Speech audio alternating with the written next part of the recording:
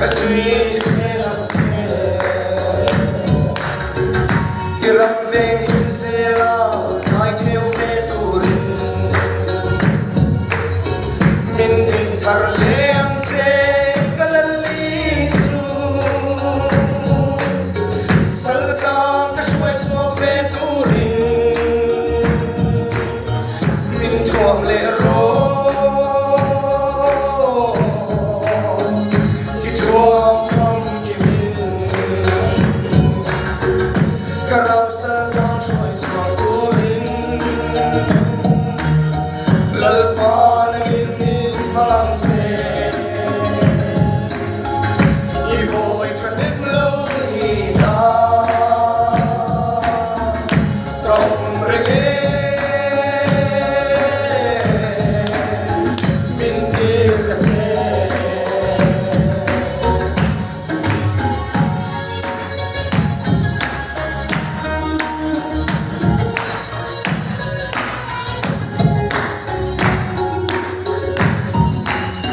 Sayon pasal shate kalbangin ate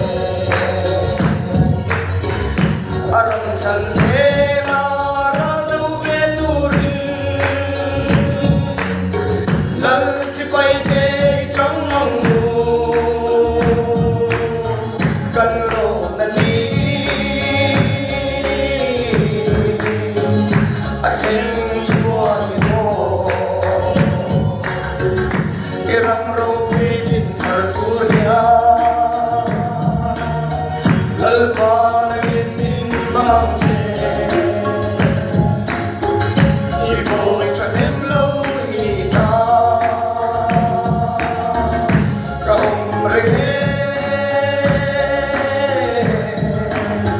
Bintir kase